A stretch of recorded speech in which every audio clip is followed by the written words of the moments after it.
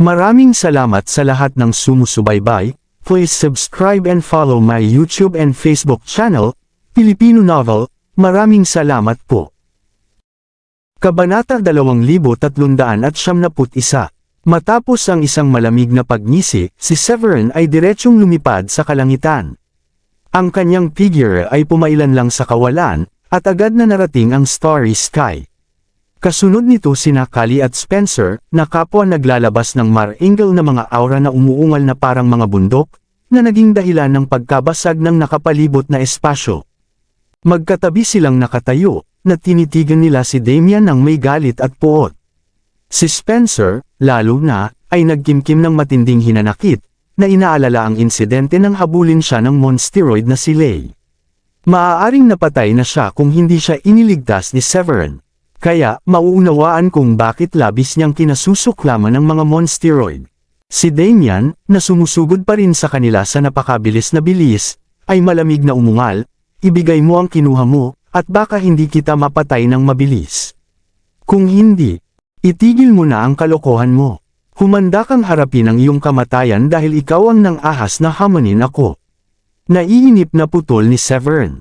Wala rin siyang kinikimkim na magandang loob sa mga monsteroid, at ang matapang na banta ni Damian ay nagmumungkahi na alam niyang may kinuha si Severin mula sa Merrick. Ang Supreme One Scripture at ang Starry Ancient Palastukan ay parehong mahahalagang kayamanan. Kaya, walang paraan na ibibigay ito ni Severin kay Damian. Medyo nainis si Damian nang maputol ang sasabihin. Ngumisi siya at sinabing, "Hey, napakalaki ng usapan yan para sa isang batang katulad mo. Mag-ingat ka sa gusto mo. Dahil sabik ka ng mamatay, ibibigay ko ang hiling mo ngayon." Biglang iniwas ni Damian ang kanyang mahabang buntot ng dragon patungo kay Severin. Ang buntot, nakahawig ng isang maliit na bundok, ay may dalang maringal na momentum, na sumisira sa lahat ng dinaraanan nito at nag-iwan ng mahabang guhit ng liwanag sa mabituin na kalangitan. Nang makita si Damian na umaatake, walang balak si Severin na direktang harapin siya. Itinaas niya ang kanyang kamay at kinuha ang elite quality spiritual treasure, ang Flameless Pinnacle. Sa loob ng ilang segundo, biglang bumulusok ang napakaraming enerhiya ng lupa mula sa kasing laki ng palad na Flameless Pinnacle. Ang bawat enerhiya ng lupa ay tumitimbang ng libu-libong libra, na dumurog sa nakapalibot na kawalan na may tunog ng paglangit-ngit. Bukod pa rito, lumitaw ang malalaking pats ng lilang wildfire mula rito, na bumubuo ng isang firewall bilang pananggalang na harang sa harap ni Severin. Ang buntot ni Damian ay malakas na tumama sa light shield na nabuo ng firewall at enerhiya ng lupa, na lumikha ng isang marahas na shockwave nang magbanggaan ang dalawa. Ang nakakatakot na shockwave ay agad na dumurog sa mga bituin ng ilang milya sa lahat ng direksyon, na naging sanhi ng pagkabasag ng kawalan. Hindi mabilang na mga manifestasyon ng lupa, tubig, hangin, apoy, at ang Nine Heavens Gale ay bumubula at umikot sa mabituin na kalangitan na parang kumukulong dagat.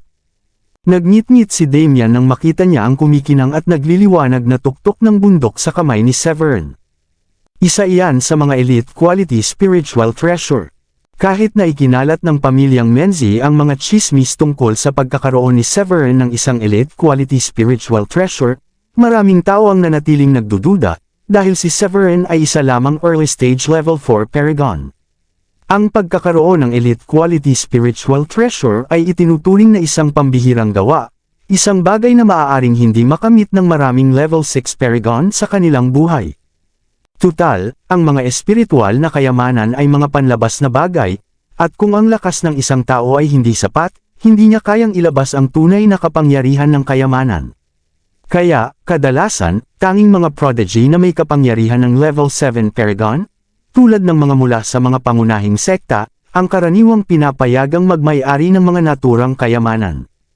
Umapaw ang kasakiman sa loob ni Damian.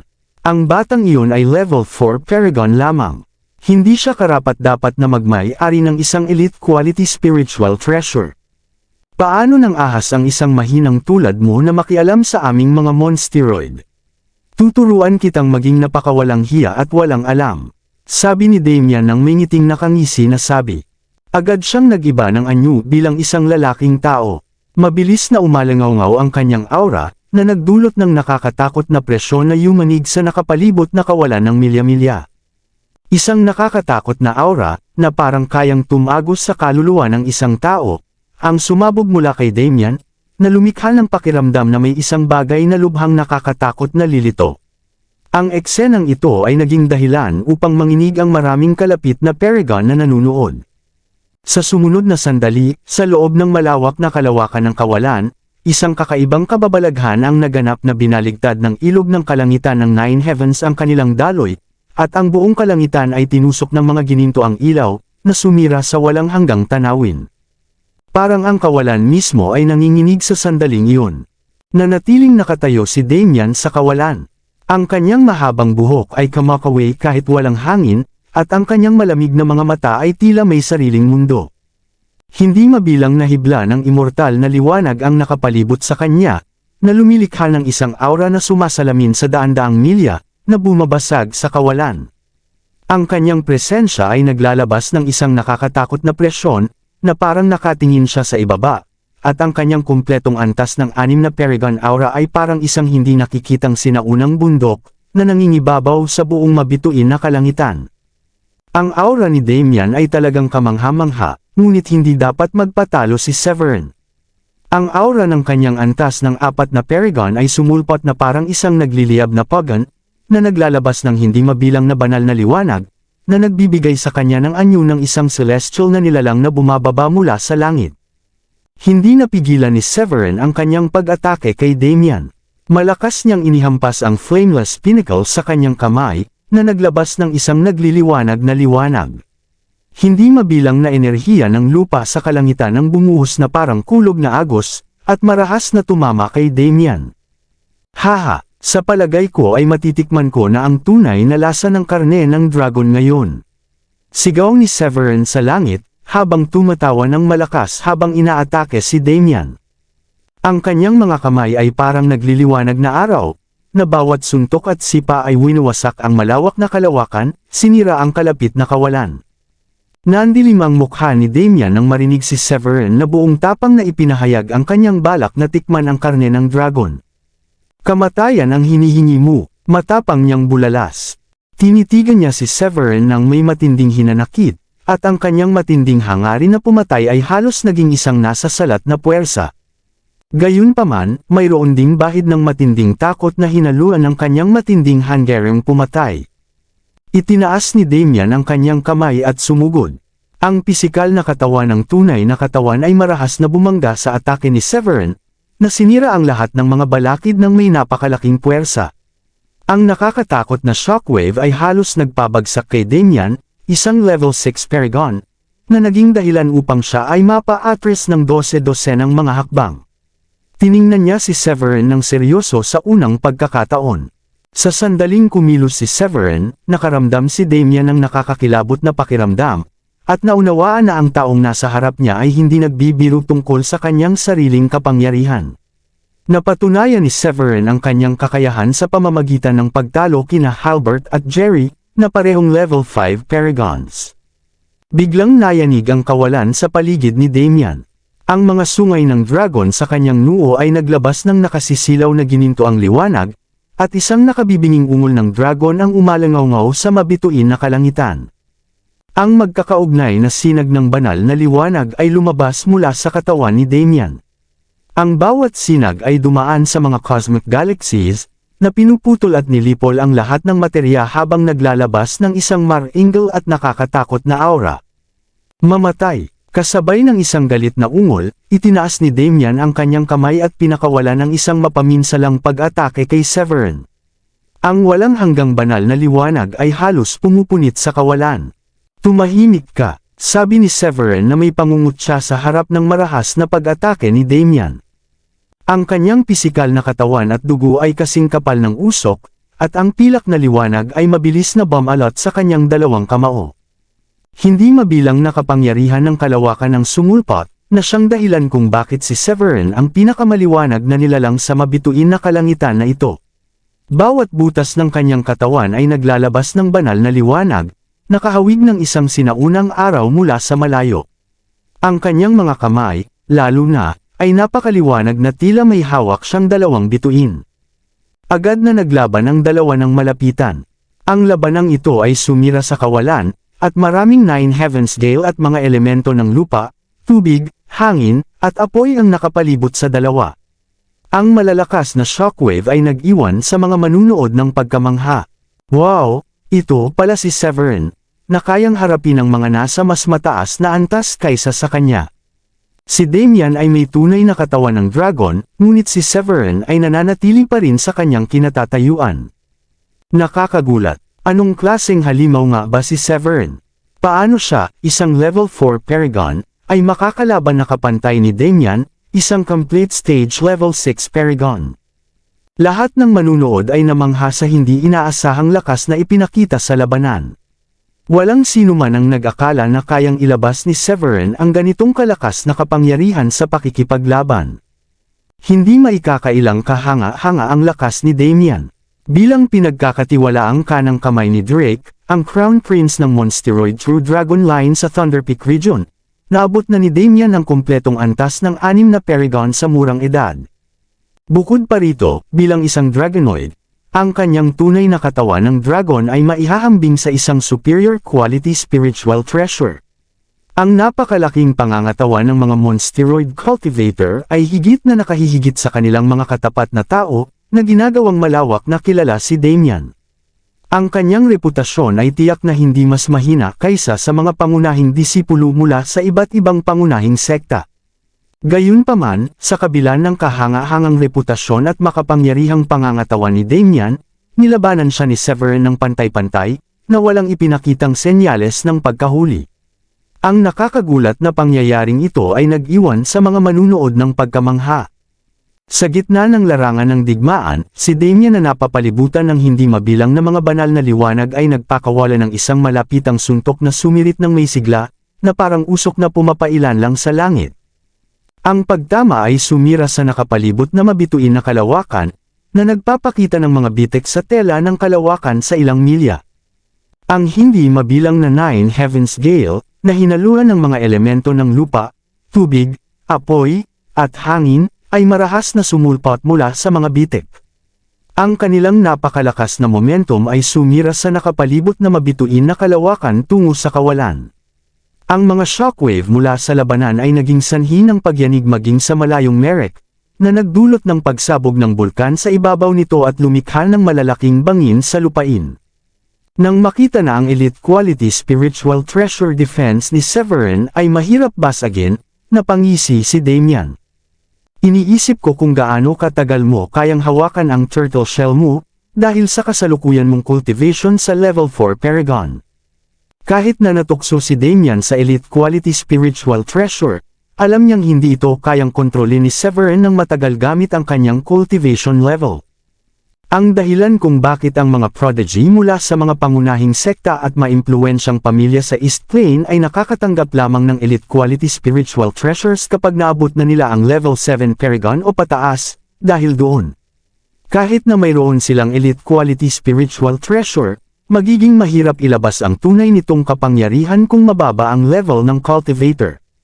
Bukod dito, maaari itong humantong sa labis na pagkonsumo ng espiritual na enerhiya ng elite quality spiritual treasure, na mabilis na nakakaubos ng espiritual na enerhiya ng cultivator, na ginagawa itong mas disbentaha kaysa sa kalamangan. Hanggat kaya ni Damian na ituloy ang labanan, ang espiritual na enerhiya ni Severin ay unti-unting mauubos ng elite quality spiritual treasure. Sa puntong iyon, madaling madurog ni Damian si Severin gamit ang kanyang kakilakilabot na kapangyarihan.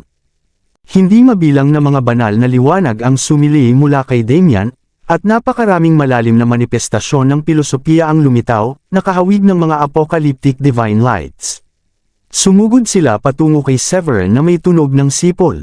Napansin ni Severin na nag-aatubiling makipaglaban si Damian ng malapitan, na madaling naunawaan ni Severin ang estratehiya ng kanyang kalaban. Bilang isang Dragonoid, ang pinakamalaking lakas ni Damian ay hindi nakasalalay sa mga divine technique kundi sa kanyang pisikal na katawan. Ang mga katawan ng mga Dragonoid ay karaniwang nakahihigit sa mga tao sa parehong antas.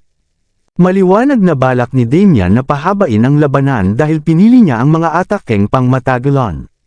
Gayunpaman, hindi pumayag si Severin na magpatalo kay Damian. Sa sumunod na sandali, ang flameless pinnacle na lumulutang sa itaas ng ulo ni Severin ay sumiklab ng may divine light, at maraming lilang apoy ang sumulpot at nagliyab ng matindi. Ang malawak na wildfire ay gamulong na may nakapapasong mga alon, agad na tinakpan si Damian. Si Damian ay nangutya ng may paghamak sa paparating na wildfire. Hiem, sa tingin mo ba ay makakasakit sa akin ang isang simpleng pag-atake na tulad niyan? Bahagya niyang ibinuka ang kanyang bibig, at dumura ng maraming tubig. Agad na pinatay ng asul na liwanag ng tubig ang paparating na wildfire. Kasunod nito, pinaigting niya ang kanyang kakilakilabot na dugo at enerhiya, na naging parang sinag ng kamao na parang bundok. Ang pagtama ay nagpalipad kay Severin ng ilang dosenang yarda paatras. Matapos panasa ng dugo mula sa sulok ng kanyang bibig gamit ang kanyang kamay, naging mas seryoso ang ekspresyon ni Severin. Kahit na ipinagmalaki niya kanina ang pagtikim ng karne ng dragon, naging ganap siyang nakatutok sa labanan. Tutal, si Damian ay isang kakilakilabot na kumpletong antas ng 6 na Paragon. Sa madaling salita, isa siyang malakas na kalaban.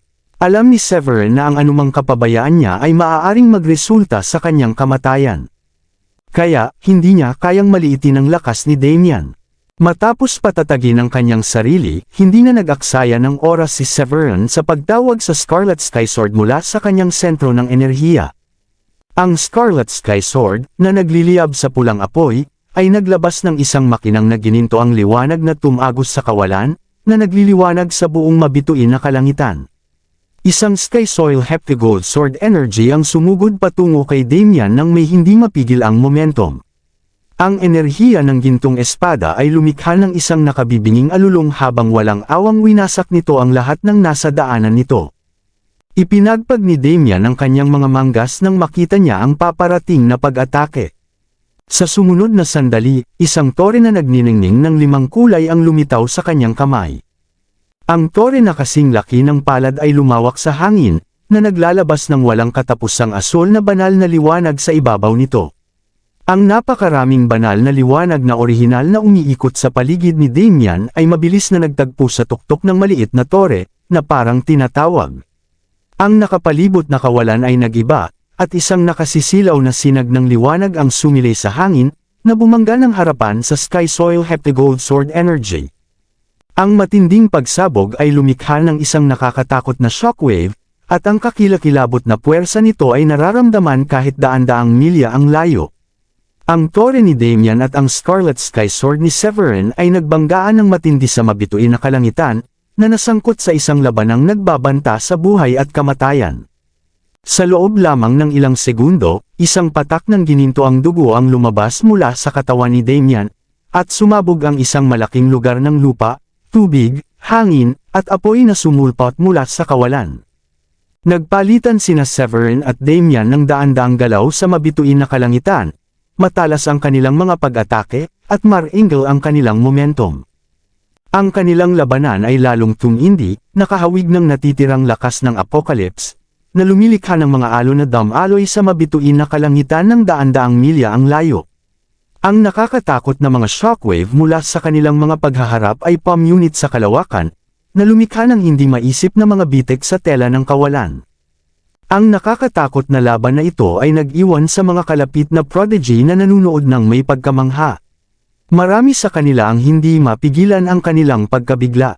Diyos ko, paano nagawa ni Severin na labanan si Damian ng ganito katagal?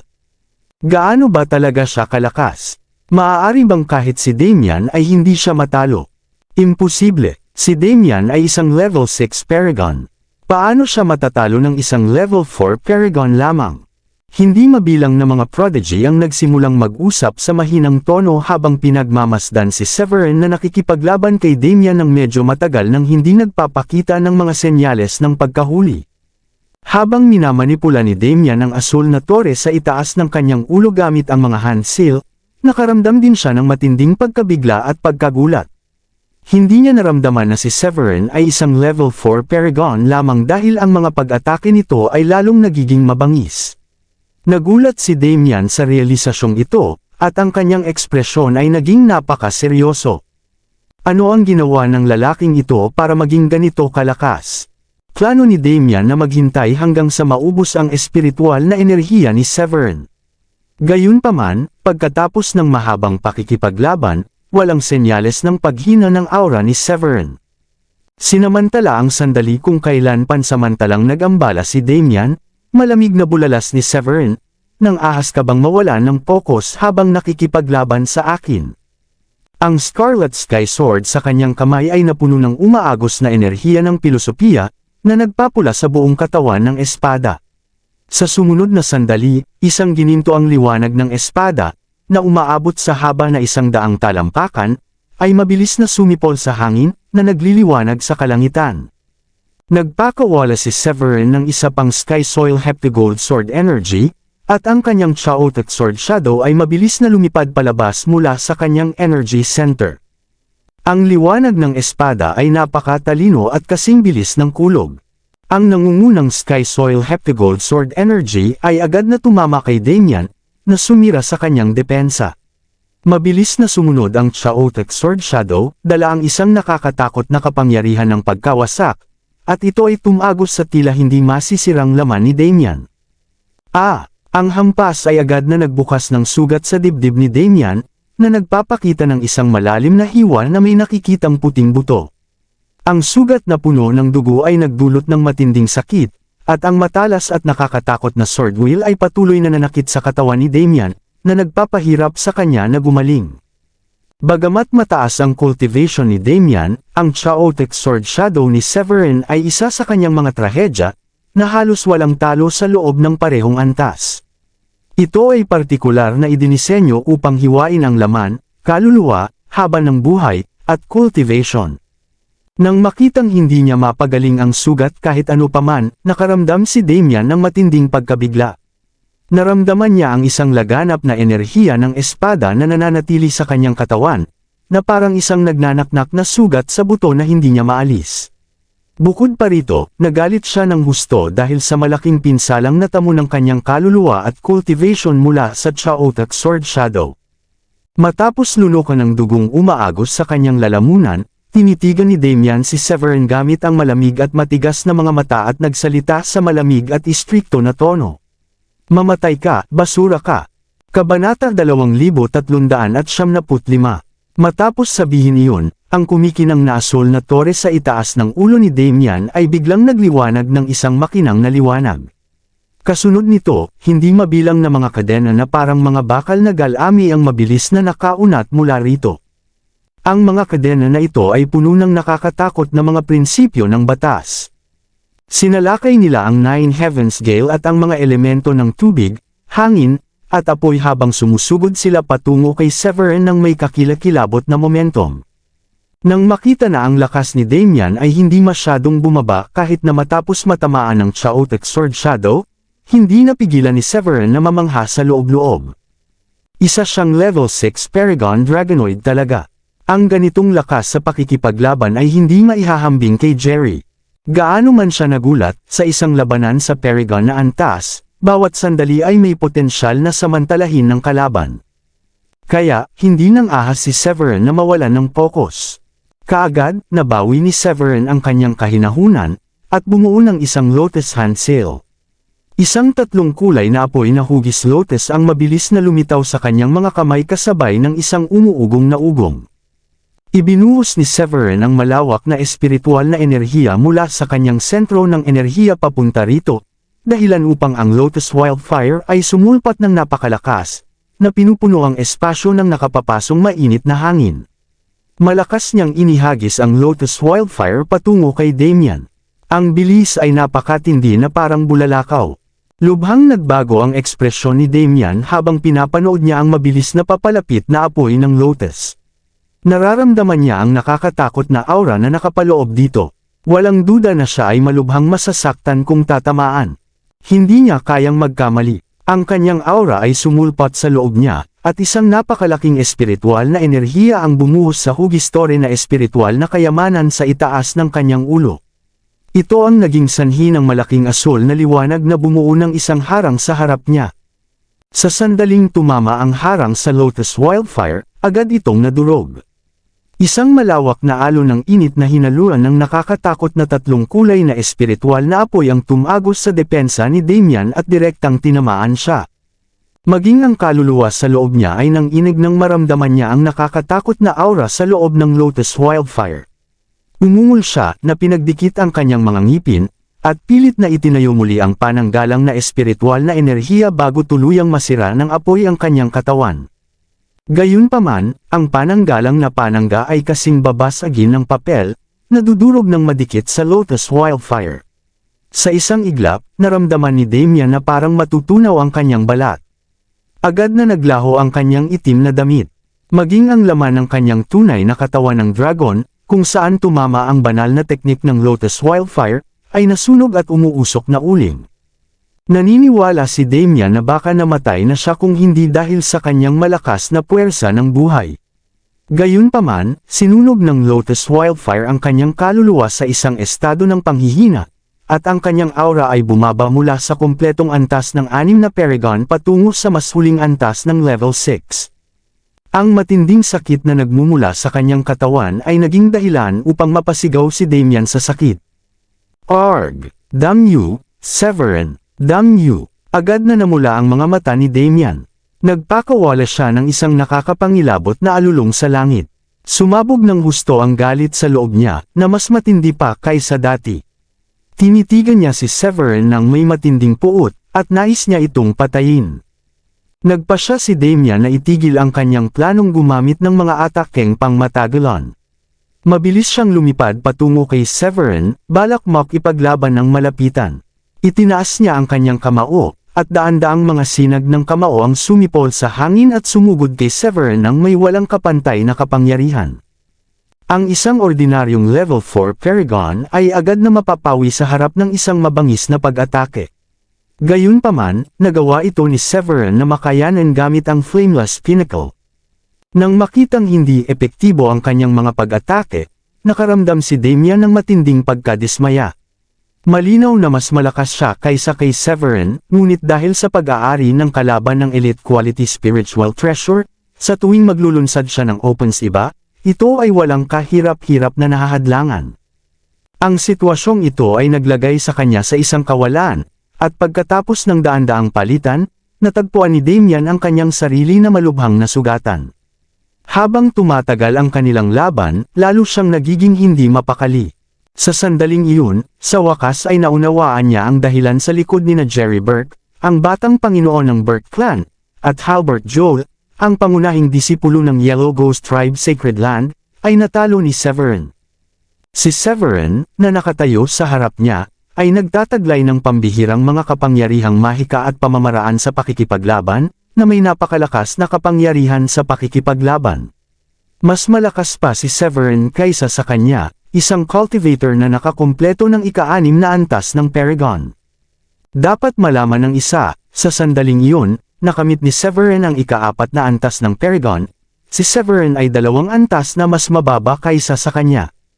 Hindi niya maisip na ang isang malademonyong tao ay maaaring manatiling hindi kilala ng sinuman sa Blue Realm bago iyon.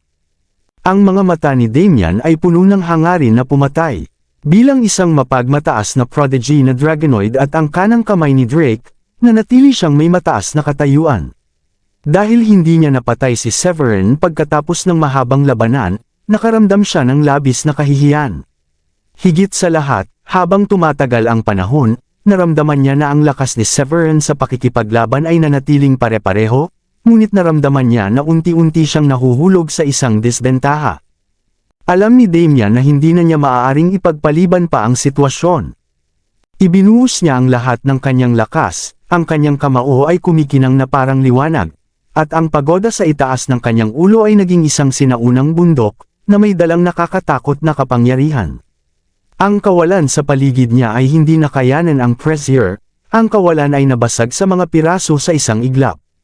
Matapos subukan ng ilang patuloy na pag-atake, nabigo pa rin siyang masira ang depensa ng Flameless Pinnacle. Nakita ni Damian na hindi siya makakakuha ng anumang kalamangan sa karagdagang pagkaantala, kaya binalak niyang dumistansya. Nang makita ito ni Severin, Ngumisi siya sa sandaling iyon at sinabing, "Tama. Ako na ang aatake ngayon."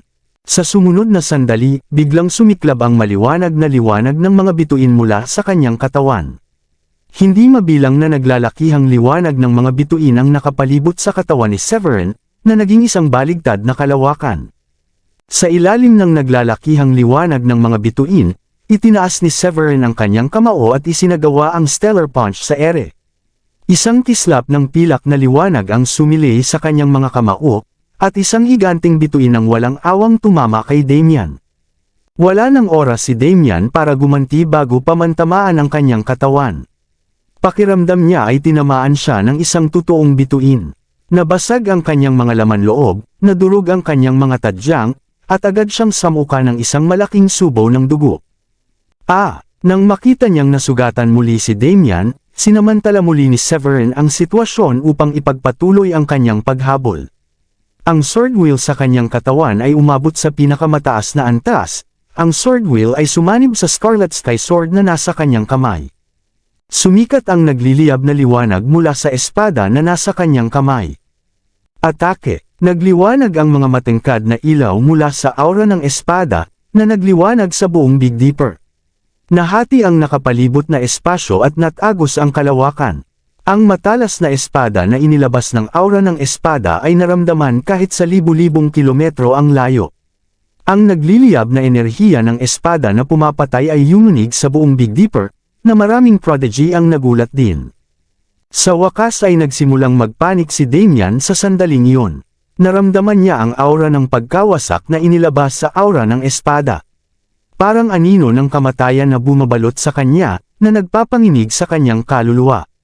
Pakiramdam niya ay parang tumubo ang mga ugat sa ilalim ng kanyang mga binti, hindi siya makagalaw kahit kalahating hakbang. Umungal si Damian ng buong lakas nang mapagtanto niya iyon. Ang kanyang level 6 na antas na kapangyarihan ng Paragon ay pinakawalan habang sinusubukan niyang harangan ang papasok na liwanag ng espada. Gayunpaman, paulit-ulit siyang malubhang nasugatan, at ang kanyang lakas ay wala na sa kanyang tugatog. Hindi niya nakayanan habang hinarap niya ang matinding Sky Soil Heptagold Sword Energy. Isang iglap siyang nilamon ng liwanag ng espada. Ang epekto ng Sky Soil Heptagold Sword Energy na sinamahan ng Chaotic Sword Shadow na tumama sa kanya kanina, ay sumabog ng sabay sa sandaling iyon. Ang kanyang katawan at kaluluwa ay nadurog sa isang iglap. Si Damian, na halos hindi makatiis sa atake, ay walang oras para makaramdam ng ginhawa. Nakita niya ang isang tuktok ng bundok na tila isang sinaunang sagradong bundok na diretsyong bumabagsak pababa patungo sa kanya. Ang kahangahangang kapangyarihang nagmumula sa tuktok ng bundok ay sumira sa katawan at kaluluwa na kanyang natipon ng buo. Hindi, sa pamamagitan ng malakas na pagsugpo mula sa Flameless Pinnacle, ang katawan ni Damian ay naglabas ng isang galit na ayaw mag-atubili. Ang kanyang katawan ay direktang dinurog at naging isang ambon ng dugo. Ang kanyang kaluluwa ay dinurog ng enerhiya ng Flameless Pinnacle, at naging pulbos. Sa Big Dipper, isang lugar na hindi kalayuan sa Merek, tatlong sinag ng liwanag ang lumilipad patungo sa kanila sa matataas na bilis. Sa ilalim ng mga sinag ng liwanag, tumingin si Simeon sa unahan sa nakakatakot na pagyanig ng labanan mula sa 100 milya ang layo. Tiningnan niya ang marahas na enerhiya na pumutol sa nakapalibot na mabituin na kalangitan at nagpasabog ng malalaking wormhole. Ang kanyang mga mata ay puno ng malamig na ngiti. Nang maramdaman niya ang malakas na demonyong aura sa atmosfera lalo na pagmamayari ng presyon mula sa complete level 6 na antas na Paragon, ay nagpangiti kay Simeon. Pakiramdam niya ay nakita niya ang pinangyarihan ng pagkamatay ni Severin na pinugutan ng ulo. Lihim na sinabi ni Simeon sa kanyang sarili sa kanyang puso, Severin, sa tingin mo ba ay mabubuhay kapag katapos mong sakta ng mga monsteroid? Ilang araw na ang nakalilipas, ang Crown Prince ng Dragonoid, si Drake, ay naglabas ng utos ng kill order sa 3 pangunahing planeta upang tugisin si Severin. Nagdulot iyon ng kaguluhan sa mabituin na kalangitan. Si Simeon at ang iba pa, na naggalugad sa planetang Polaris noong panahong iyon, ay labis na nasasabik. Hindi nila inaasahan na si Severin ay magiging ganito katapang na maglakas loob na magnakaw mula sa mga monsteroid. Nang malaman nila kalaunan na sinubaybayan ni Damian si Severin, si Simeon at ang iba pa ay sumugod patungo sa dubi sa lalong madaling panahon. Ang kanyang pagkamuhi kay Severin at ang katotohanan na dumanas siya ng matinding kahihiyan sa harap ni Severin ng ilang beses, ay naging sanhi ng pagkaapekto sa personalidad nila ni Carl. Pareho nilang gustong makita kung paano mamamatay si Severin sa kanilang sariling mga mata. Sa palagay ni Simeon, imposibleng mabuhay si Severin sa panahong iyon. Iba si Damian kina Halbert at Jerry na nakilala ni Severin noon.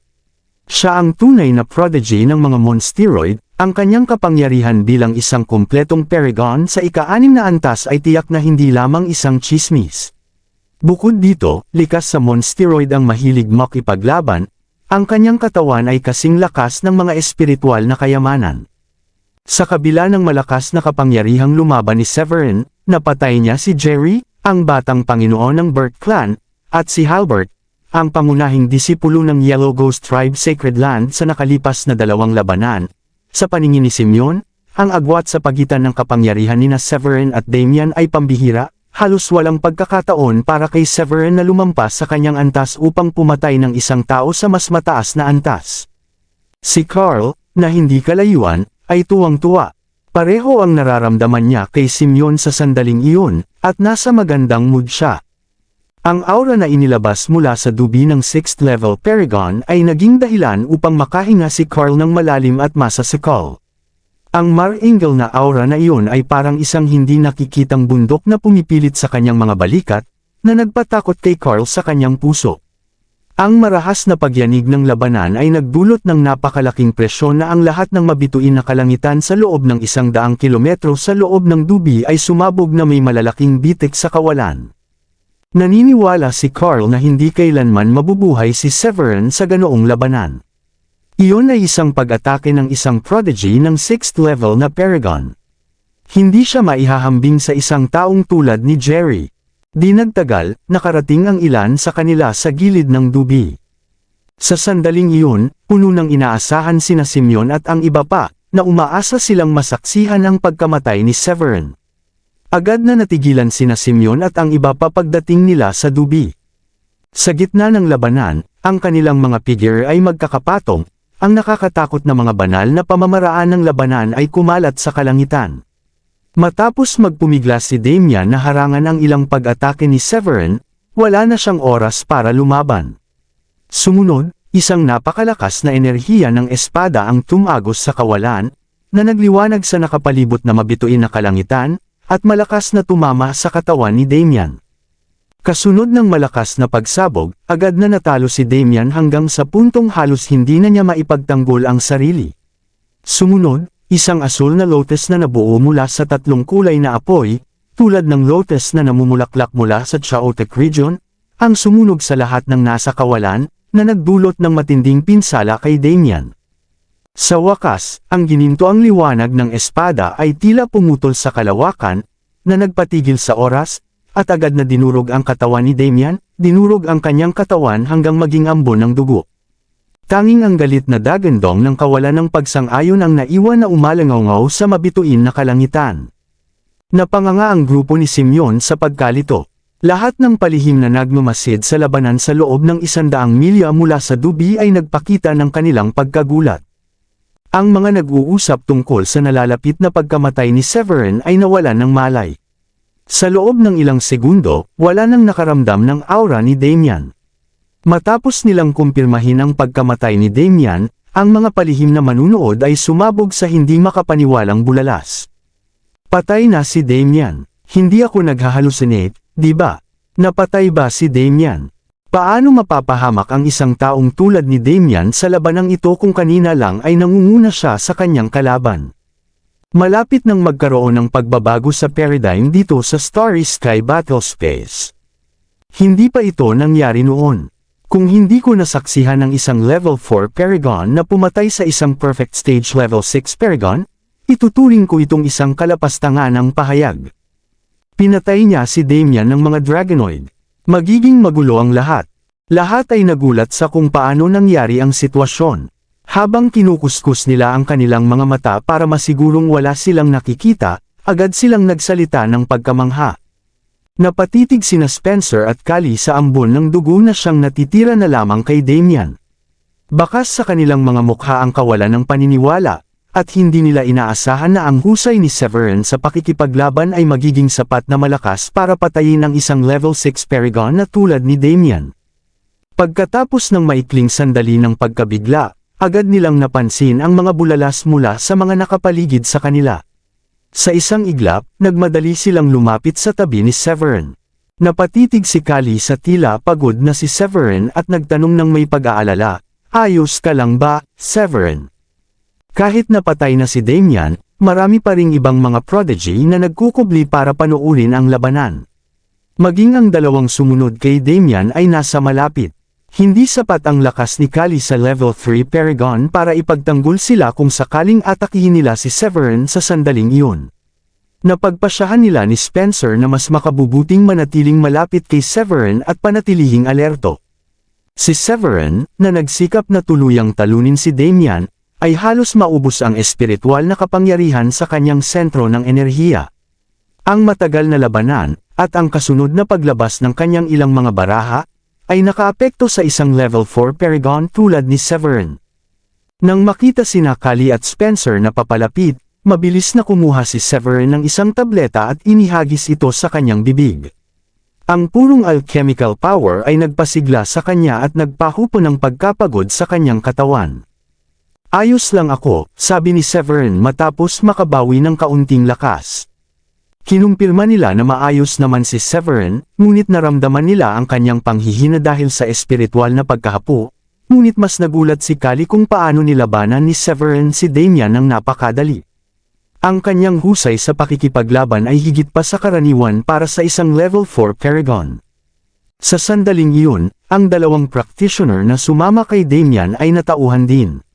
Nakatitig sila kay Severin ng may takot at gulat, na nanginginig habang sinasabi sa nakakatakot na boses, "Nagkamali ka, Severin. Paano mo nagawang patayin ang aming prodigy?" Bagamat mapotla ang mukha ni Severin at hindi matatag ang kanyang aura, ang kanyang mabilis na pag-atake kay Damian ay nag-iwan ng malalim na epekto sa kanila. Ang tanging nagawa na lang nila ay makipagpalitan ng mga salita kay Severin, sa halip na makipagpalitan ng suntok.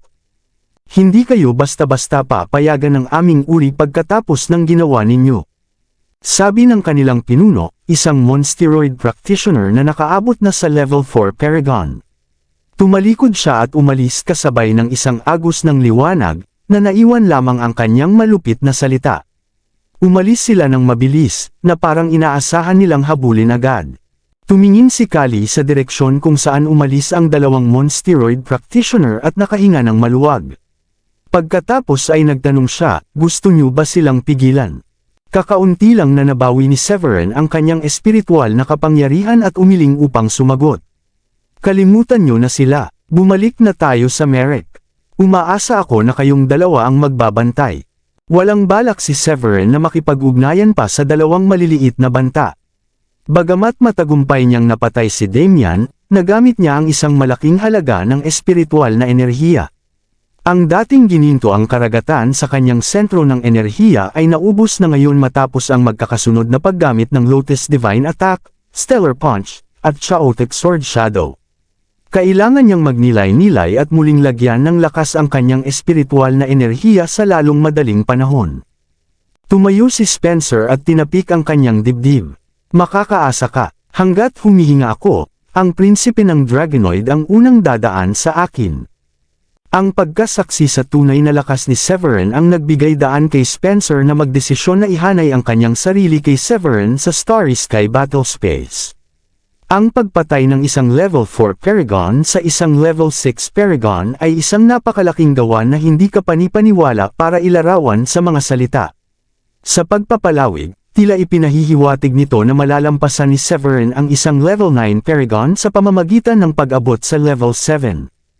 Bilang mga kapwa-disipulo, alam ni Spencer na sumali si Severin sa Grundy Uno Sect 1.5 taon pa lamang ang nakalilipas, ngunit ang pag-unlad na ipinakita sa loob ng panahong iyon ay hindi may kakaila. Kung magpapatuloy si Severin sa ganitong kalakaran, maaari pa niyang hamunin ang isang makapangyarihang Royal Paragon. Ang pag-iisip tungkol dito, nasa sabik na si Spencer. Tiningnan ni Severin ang dalawang individual na nasa tabi niya at medyo natuwa. Tumango siya ng nakangiti. Salamat sa abala. Gamit ang natitirang espiritual na enerhiya sa kanyang sentro ng enerhiya, inilagay niya ang kanyang kamay sa lugar kung saan namatay si Damian at hinila ang storage ring bago pa ito mawala sa kawalan. Matatag itong lumapag sa mga kamay ni Severin. Tinulungan ni Spencer at Callie si Severin papunta sa kalapit na Polaris at nagtalaga ng ilang mga depensibong pormasyon. Ang mga nakasaksi na palihim na nagmamasid sa labanan ay inilipat ang kanilang atensyon sa lokasyon kung saan namatay si Damian. Ang kawalan doon ay napunit, na bumubuo ng isang itim na butas kung saan pumutok ang malalakas na hangin, magulong agos, at mga elemento. Ang espasyo sa loob ng 100 milyang radius ay parang basag na salamin, dahil puno ito ng hindi mabilang na mga bitik na nabuo noong matinding labanan. Sa ibang lugar, natauhan si Simeon at umungol sa pagkabigo. Ang kanyang mukha ay namula sa sama ng loob, dahil hindi niya kailanman inakalang si Damian ay papatayin ni Severin. Si Carl ay nakatayo sa tabi ni Simeon na may hindi pagkagustong ekspresyon. Ang kanyang mukha ay mapotla, na parang may maitim na ulap na nakabitin sa kanyang ulo. Gayunpaman, nanatili siyang kalmado at malungkot na nagsabi, "Sa palagay ko, tanging mga banal na tagapagmana lamang ang makakatapat kay Severin." Lalong tumindi ang galit ni Simeon nang marinig iyon. Naglakbay siya mula Polaris upang masaksihan ang pagbagsak ni Severin, ngunit ang pagpanaw lamang ni Damian ang kanyang nakita. Ang kanyang matagal ng puot kay Severin ay tila walang ipinapakitang senyales ng paglutas. Kung hindi siya nag-alala na maaaring may nakatagong lakas si Severin, sana ay sinunggaban niya ang pagkakataon at sinamantala ang nanghihina na kalagayan ni Severin. Sa kasamaang palad, ang pagkamatay ni Damian ay nagdulot ng matinding takot sa mga nanunood, at walang sino man ang nang-ahas na pukawin pa ang mga bagay-bagay. Maging si Simeon ay nagpigil ng sarili na kumilos ng padalos-dalos, dahil hindi niya maaaring maliitin ang lakas ni Severin at posibleng maranasan ang parehong kapalaran ni Damian. Kabanata 2400. Matapos huminga ng malalim, pinigilan ni Simeon ang nag-aalab na galit sa loob niya habang ang kanyang mga mata ay kumikinang sa hangarin na pumatay. Bumulong siya sa sarili, "Teka lang, Severin. Hahanapin ko ang mga disipulo ng masasamang tribo." May dalawang pangunahing layunin si Simeon sa pagpasok sa Starry Sky Battlespace. Ang isa ay ang maghanap ng mga pagkakataon para sa mga kayamanan, at ang isa ay ang hanapin ng mga disipulo ng masasamang tribo. Alam niyang taglay ni Severin ang mga kasanayan ng masasamang tribo at ng Chaotic Evil Practitioner's Arm, dalawang kayamanan na ang halaga ay sapat na mataas kaya't ang sinumang tagalabas na matagpo ang nagmamay-ari nito ay walang alinlangang hahabulin. Simula nang pumasok sa Starry Sky Battlespace, naghanap si Simeon ng impormasyon tungkol sa masasamang tribo, at umaasang makakabuo ng alyansa at mapupuksa si Severin. Ang pagkamatay ni Damian ay nagpalakas ng kanyang pag-unawa na ang pakikitungo kay Severin ng mag-isa o kahit kasama si Carl ay magiging isang mabigat na hamon. Sinulyapan niya ang dubi sa huling sulyap na may sama ng loob at tumalikod upang umalis. Kasabay nito, ang iba pang mapagmasid na mga prodigy ay hindi na nang ahas na magtagal pa. Bagamat hinanggad nila ang mga natatanging espiritual na kayamanan na nasa pag-aari ni Severin at ang mga gantimpalang ipinangako ng mga Dragonoid, ang pagkamatay ni Damian ay nagbigay sa kanila ng malupit na pagsubok sa katotohanan. Ang aura ni Severin ay maaaring medyo hindi matatag noon, ngunit walang nang ahas na kumilos ng padalos-dalos. Habang sila ay umalis, ang balita ng pagpatay ni Severin kay Damian ay mabilis na kumalat sa buong Starry Sky Battlespace. Si Damian ay may mas mataas na katayuan at lakas kumpara kina Halbert at Jerry, kaya naman ang kanyang hindi inaasahang pagkamatay ay nagpadala ng mga shockwave sa buong tatlong pangunahing planeta. Kahit ang mga tagapagmana ng mga Paragon ng mga sagradong lupain ay hindi kayang tumalon sa dalawang antas. Ang mga monsteroid ay haharap sa isang malaking balakid. Nagdududa ako na hahayaan nilang mangyari ang mga bagay ng ganoon kadali. Walang sino man ang makakahulas sa nangyari. Akala nating lahat ay mamamatay ang mayabang na si Severin, ngunit biglang nagbago ang mga bagay at si Damian ang napatay. Nakakatakot talaga ang kanyang husay sa pakikipaglaban. Sigurado akong tanging mga tagapagmana lamang ng isang sagradong lupain ang makakalaban si Severin. Lahat ay namangha habang pinag-uusapan ang insidente. Marami ang nagpasya na mas mabuting huwag pukawin si Severin at mapunta sa katulad ni na Jerry o Damian. Sa kabilang banda, si Drake ay nakahiga sa isang bitek sa kawalan. Malapit na niyang pinuhin ang Nine Heavens Gale nang maramdaman niya ang isang malalim na pagbabago sa kalawakan. Kasabay nito, ang pendant na jade sa kanyang baywang ay nanginig ng malakas. Nagliwanag sa tuwa si Drake nang makitang ang mensahe ay mula sa dalawang practitioner na sumunod kay Damian sa Big Dipper. Nagtanong si Lee at ilan pang mga monsteroid prodigy, tungkol ba ito kay Damian? Sasagot na sana siya, ngunit biglang dumilim ang kanyang ekspresyon nang mabasa niya ang mensahe. Sandali siyang nalito, dahil isiniwalat ng mensahe ang pagkabigo ng misyon at ang pagkamatay ni Damian. Bakas sa kanyang mukha ang kawalan ng paniniwala habang pinoproseso niya ang balita. Patay na si Damian.